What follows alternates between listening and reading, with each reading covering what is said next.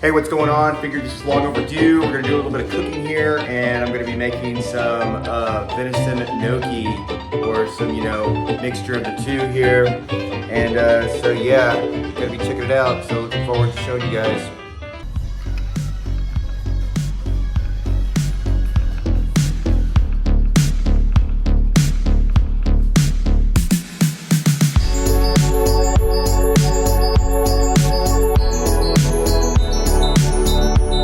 Okay, so we took a little bit of a time lapse there on some Gouda cheese, and took some time to actually grate it with just a normal grater. As you can see, we're going to be adding that to our gnocchi once that's all boiled in. The gnocchi I'm using is pre-made. I'm sorry, I don't have the resources right now to do a traditional noodle and stuff like that, otherwise I would. So bear with me, and we'll do another segment on something like that in the future. Alright guys, so the next thing we're going to be doing is prepping our meat to be mixed in with our gnocchi noodles. And so I'm wearing some gloves, even though I wash my hands. One thing that we can't be too unsafe of or safe of in this day and time is cross-contamination, bacteria spread, germs, COVID, all that crap. So, we want to take the necessary precautions to keep each other safe and stuff like that, even if it's within your own home, And so I just want to take a minute to provide some courteousness to Hildebrandt Processing in Lexington, Texas. All right, so we got our meat here. It's all kind of like ready to go. And so using a very small pan, one that I've had for quite some years. And if you're curious as to what oil I'm going to be using, try it. Using a spicy garlic parmesan that came from a place called the Olive Tap in Colorado. This is actually possibly like one of my favorite oils to use for many different applications.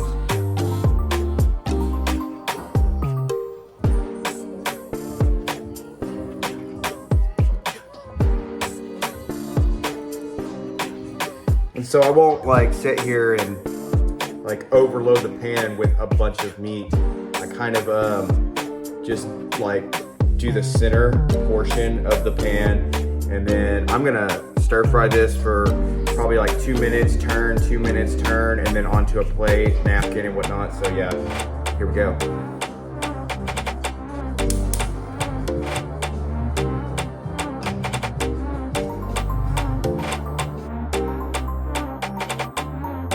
So one thing that I wanted to touch on while you're watching me stir fry this meat, I did speed this segment up just a little bit, but I still kind of kept it within real time, so you can kind of see where I go with it. And depending on how you do your meat, that's to your own self-preference. I am big on flavor, big on richness and stuff like that with my foods. And so one thing that I definitely wanted to touch on too is whenever you're letting the meat sit and simmer properly and everything, I won't go necessarily too pink with the meat. I'll usually right at that charred brown redness, especially in deer meat per se. Now another thing also is once we get past this whole portion and everything that I wasn't too inclusive on is the gnocchi itself. I usually will do a slow boil, if anything, more of a steam kind of process. I don't have to have water bubbling up like a monsoon to make those noodles correct. And it's kind of like with gnocchi, with different types of gnocchi, you're either going to have a shell that starts out yellow, or you're going to have a shell that starts out white. And it's whenever you have those white gnocchi noodles, after you've been boiling for a while, what you're looking for is more of a yellow effect. And then it's opposite, whenever you buy gnocchi that's already a yellow brownish color, it's going to turn a little bit whiter. And you want that perfect softness to where it's okay, it's soft enough to fall apart, but it's not so soft that it literally falls apart whenever you put a fork on it, or a spoon, or you go to bite into it, and it's oh, I didn't even get the chance to bite into that. It just tore. You don't want that. It's definitely not what you want at all.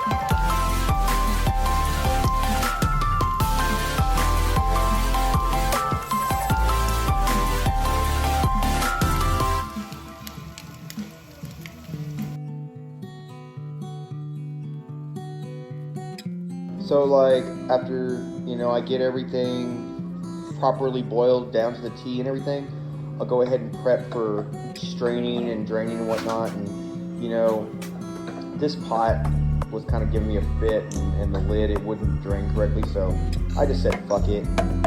Decided to just kind of like pressure tilt my way and know my limits there. And you'll notice I keep some water. And like, if you think about how traditional fettuccine Alfredo is made and stuff like that, whenever you have Alfredo sauce, you just use the remnants of the shell and the water stir to make that thickness, viscosity of the sauce. So what I will do is I'll drain a little bit, and then there will be the water that's surrounded by the noodle. You'll notice it's like a milky viscosity. And so I put that back in the pan. I turn the flame down to the most minimum of setting. And I might have some extra noodles left over on the strainer. I'll dump them back in the pot. Nothing here has gone to waste or anything. And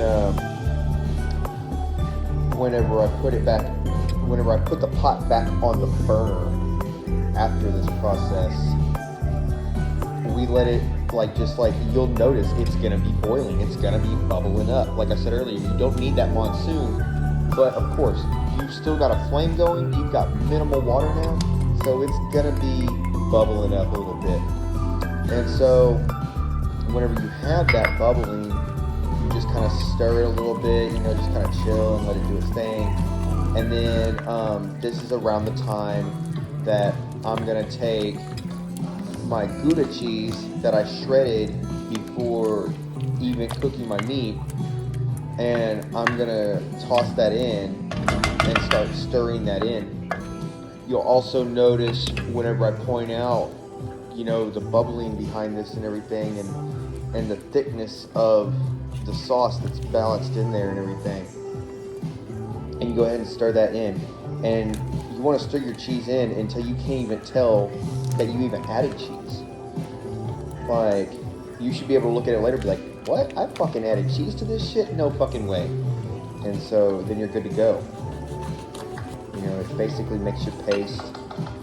And so from there, I also take some feta, some goat feta preferably. I got this from a place called Italy in Dallas. It's a good little market. And I will just take a good chunk of that and like hand crush it. It can be kind of wet cheese, so just be prepared for that and crumble it in there. And then, if you've got like some larger chunks or not like that, you just take your spoon, your spat, or whatever you're stirring with and just kind of chop it up and basically do the exact same process that you did with the Gouda cheese. It's gonna melt. It's cheese. So, look at that. It's just all stirs in perfectly. There's just nothing to even worry about, because at this point, you've got a perfect paste between your noodle, and that's gonna fit right in with your meats and everything.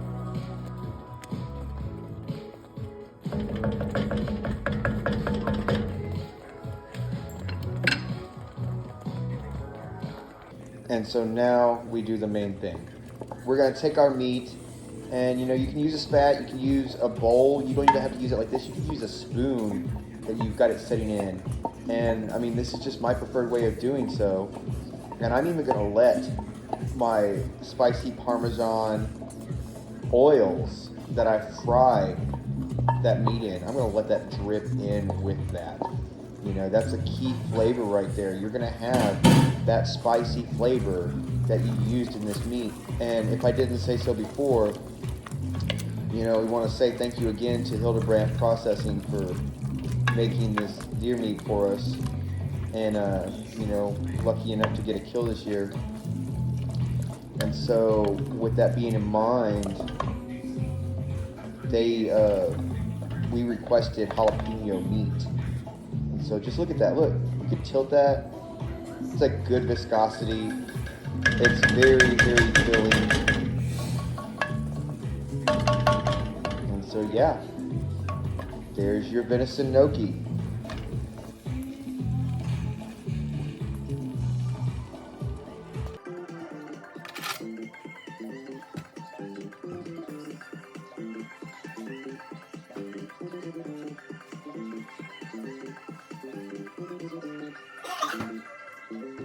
Really appreciate you guys tuning in and checking the food and watching the process. It wasn't too in-depth, so yeah, until next time.